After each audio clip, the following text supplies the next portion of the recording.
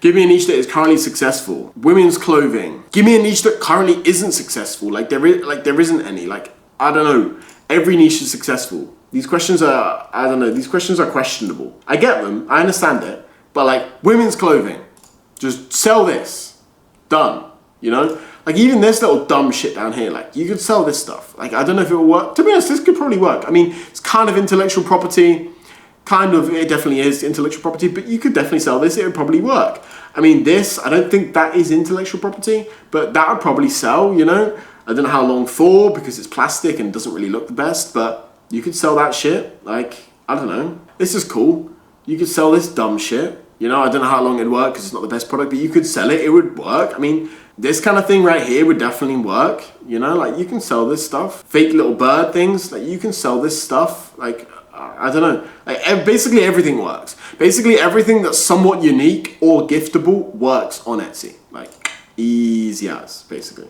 I got my first refund request today. I got advice to let the customer keep the item. Is this a good idea? It was my 9th order. So the only times I let the customer keep the item is if it's going to cost me more money to get it back to me. Otherwise, I'm getting that shit back. Fuck the customer. Yeah, what was their reason to want a refund? Bro, there is so many different Etsy dropshipping niches. Like, there's like, it's like, I don't know, there's not a single answer to that. There's so many different things you can do. Something I personally like quite a lot is women's clothing. You know, stuff like this, you can find it really easy on AliExpress. You know, this store is one I reviewed the other day. It's got 170,000 orders on its store in a couple of years. It makes like 50K profit every single month. You know, star seller, banger store, okay? It's got 1,300 listings, which is really good, but every single one of their items, pretty much, let's see if we can find this one, pretty much every single one is available on AliExpress. So like, it's very, very, very, very, very easy to find. You know, like literally look, like, does this make sense? Like super, super, super easy. I look at that shit. So incredibly simple. You know, like literally, I found that product in 2 seconds. So it's £21 there, free delivery, super quick, pretty like that's 2-week delivery. It's pretty good. Yeah, this one here, they're selling it for $160 and you can buy it for like $30. You know, it's a good niche right there. It's a good niche right there. Wall art is best niche. No, wall art is not the best niche. There's not a specific fucking best niche in the entire universe. It doesn't really work like that. But wall art is a good niche as well. Women's clothing's good. Lots of things are fucking good, you know? How effective is running a digital shop? I just started a digital shop and would be open to any advices that aren't already obvious. To be honest, digital, I would just not recommend to do, purely because not that many people are buying digital listings. Like, how many times have you bought like a spreadsheet, a budgeting spreadsheet, or like a sublimation, blah, blah, blah? Like, me personally, I haven't bought it that many fucking times, literally 0 times, and I don't know anyone that has bought that product ever. So I would say that, and I just personally would not recommend to do it for that reason. Like, one thing, whenever people message me about digital stuff, like, they're like, I've started a digital store, like, what should I do? I tell them, don't do a fucking digital store. Like, just don't do it. They never listen to me. And then they come back to me in 3 months' time, like, oh, I want to do a dropshipping store now. This one didn't work. Like, yeah, no fucking shit, it didn't work. So if you have started a digital shop, if I tell you just don't do a fucking digital shop, you're not going to listen to me, okay? But what I will suggest to do is start a dropshipping store also. Okay, so do a digital store. You can do your little digital store. It's not going to fucking work. All right, very unlikely. But do your little digital store. That's fine. But also do a dropshipping store. Okay, that's what I'd recommend to do. Okay, just don't do digital is what I'd recommend. But realistically, like the best advice for digital is you just need to find a really weird niche that's like has search term, like has like it's getting traffic online. Like not just on Etsy, just anywhere, because Etsy also has really good SEO just on Google in general. And then find product market fit, you know, like find that little gap in the market. But with digital products, it's so difficult to do that because digital is so low barrier to entry and like everyone knows about it. You know, whereas dropshipping on Etsy is maybe a little bit higher barrier to entry than digital. No, to be honest, it's probably the same barrier to entry, but no one knows about dropshipping. So yeah. When should you make an LLC? To be honest, I normally recommend to make an LLC like right at the beginning when you first initially start your store. Like I think that kind of makes everything a lot easier just across the board if you start an LLC from the get-go. And I don't think it's expensive. Like really, there's ways to do it where it's like $200. In terms of like an LLC, you can get it for like $200. So I think that's an easy thing to do. But other than that, in the US, like taxes are a little bit obviously different in the US to like the UK and stuff like this.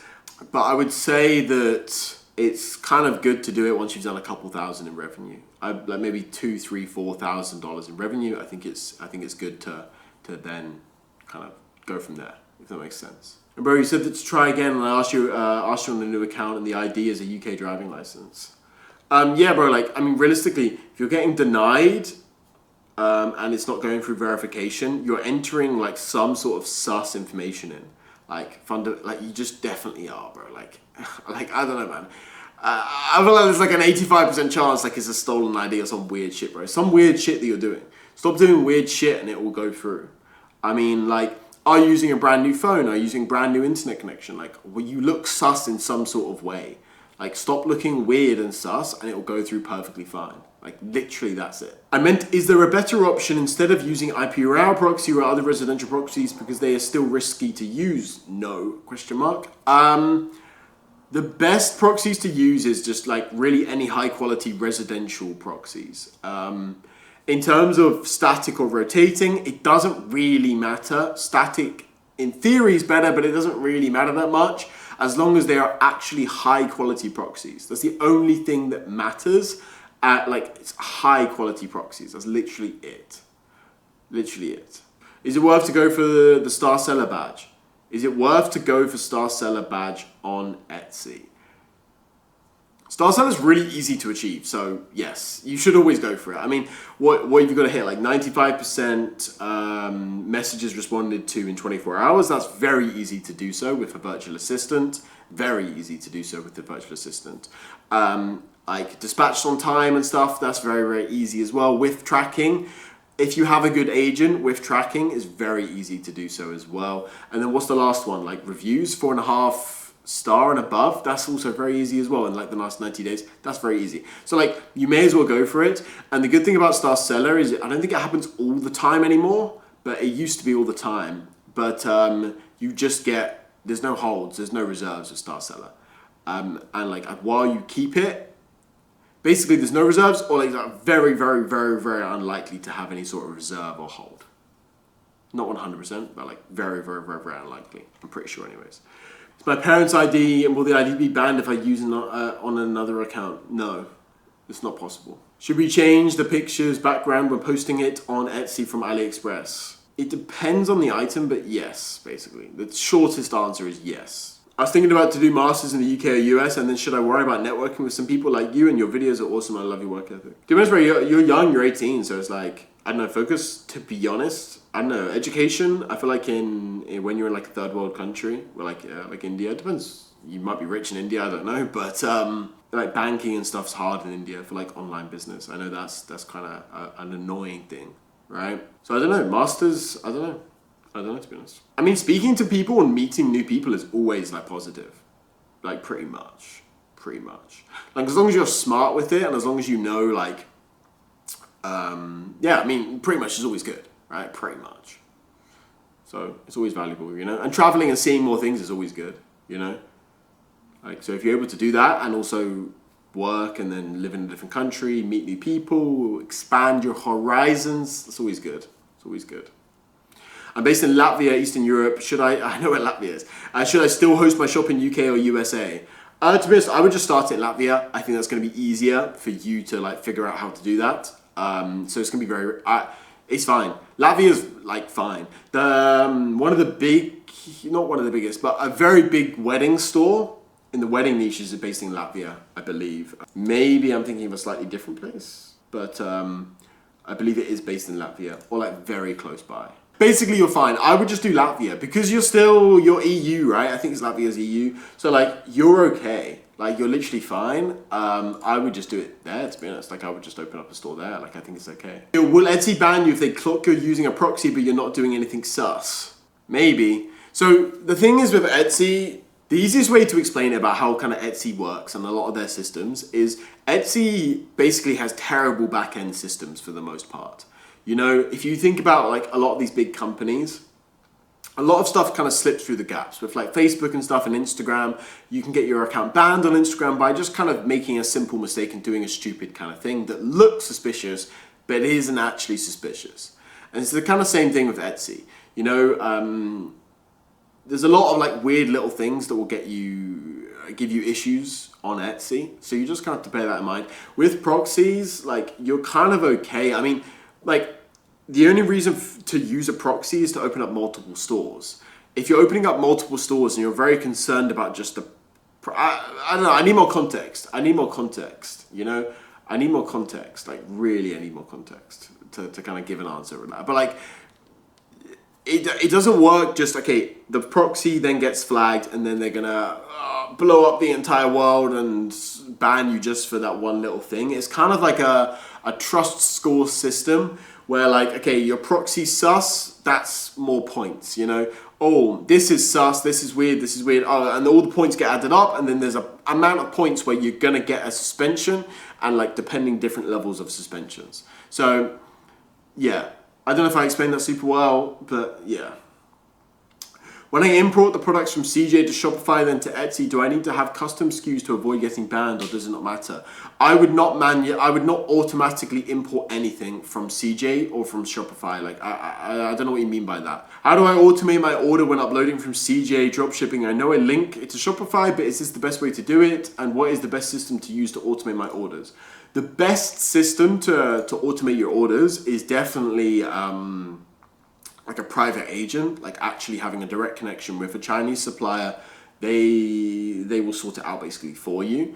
With CJ dropshipping, it's very easy to do. You just, I mean, like I don't know if I'm to Etsy. Like CJ dropshipping to Etsy, how to link CJ dropshipping to Etsy. You just do it like that. You just link CJ to Shopify and then you link Shopify to Etsy. Like it's literally that simple. Connect CJ's, like there's literally that. Like there you go. Like Etsy shop.ai. Like there's probably a fucking guide that makes it simple as fuck. Like it's super easy to do. I don't know. Oh wait, my fucking microphone, was my microphone muted? No, it wasn't. It's super easy to do basically. But yeah, I don't know what you want me to tell you on that one. It's very easy to do. With CJ's okay if you're first like 10, 15, 20, 30, 50 orders, whatever. Like it doesn't matter that much because you're doing 50 orders is nothing.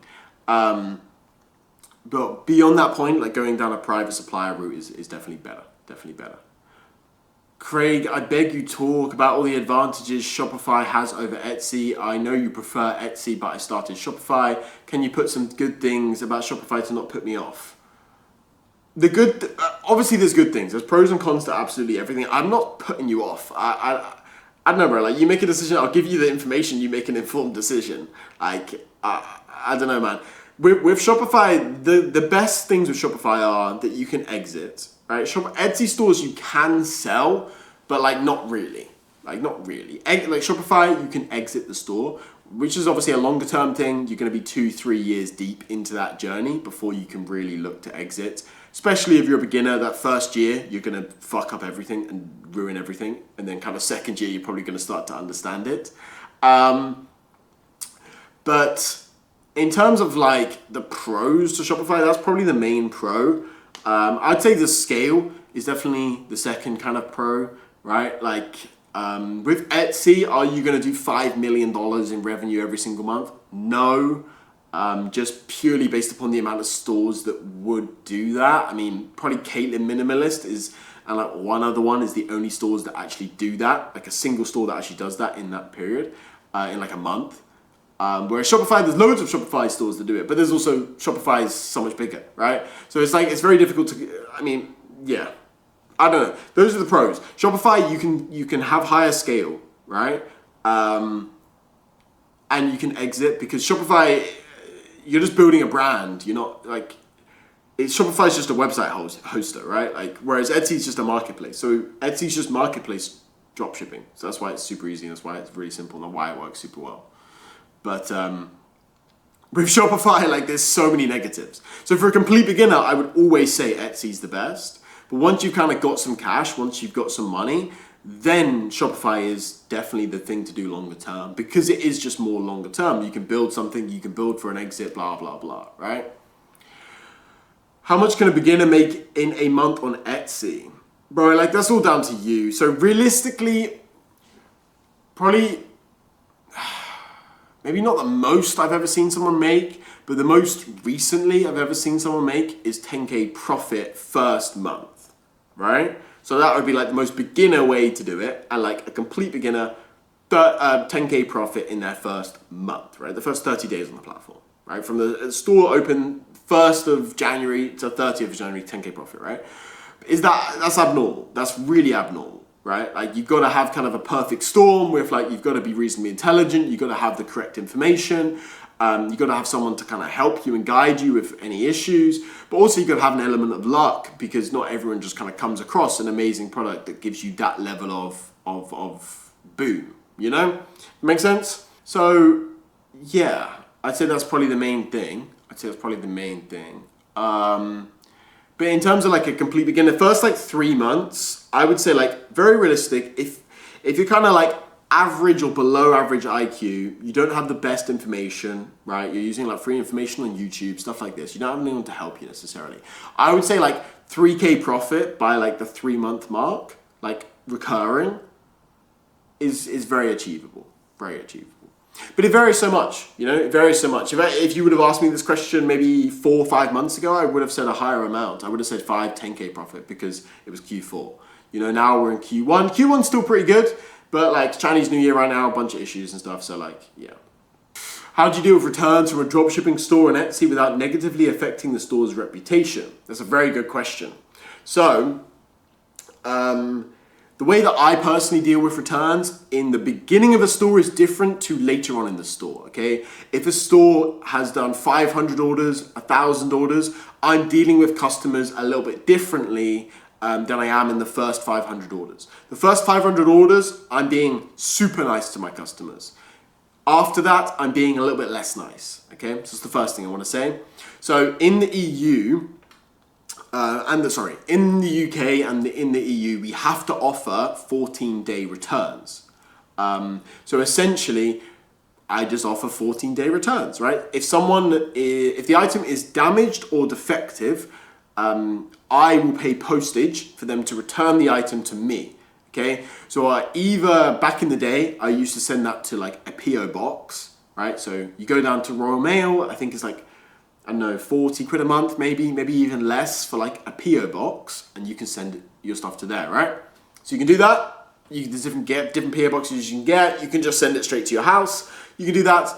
And then also, if they just do not want an item, you just get them to pay return postage. Done, you know? And then pretty much that's it, you know? Pretty much that's it. Yeah, like if you just accept the return, and then once you receive the item, you give a full refund, like they don't really have an issue with it. If a customer's being a huge dickhead and they just don't want the item anymore, then I would just kind of give them a postage label, just be nicer. But it's very difficult to like, Shopify is so much harder than Etsy. That's the thing with Etsy, is like you can follow a formula and it will work, like pretty much, right? But with Shopify, it's like there's so many more variables, so many more little different things that it's like so much harder to do that. Yeah, so much harder. Realistically, do you think Etsy has a future considering how many accounts they ban? And do you think most of these big guys on Etsy are OG sellers that have run multiple stores and have experience? To be honest, bans on Etsy have like the lowest they've been for like 2 years. In my personal experience and the experience of every single person inside of Etsy Kings. Bans aren't really a thing. Sometimes you can get a slow ban, you can get deactivations of your products, you can run into issues still, and like bans still do exist, but like they don't really exist like to any regard the way they used to. So do you really realistically think Etsy has a future? People have been saying that to me for the past 3 years. I mean, like, I don't know. I think a lot of people use the get out clause of like, oh, it's not gonna last that long. Like, I don't know, I feel like people said that when Amazon first launched. Like, oh, it's a fad, like it's not gonna last. No one's gonna buy anything online. No one's gonna buy books online and like kind of thing, you know? Like, people use that as a get out clause of a lot of different things, you know? Craig, do you run all your Etsy stores under one limited company? No, I run basically every single one of them is under a separate limited company. There's multiple benefits to that. The biggest one being tax. With the returns, what do you do with the item once you have it? So when I have received a returned item, if it's defective or damaged, I will then report, and once I've received it, I then report that to my Chinese supplier. He gives me a refund for what I have paid for it, okay? You send them pictures, you send them videos, they're happy with that, you know? Then if, basically I just bin it, I throw it away or just give it to someone, depending on how damaged it really is. Sometimes they'll give a partial refund. Most of the time though, if you do a decent amount of orders with them, they'll just give you a full refund, okay?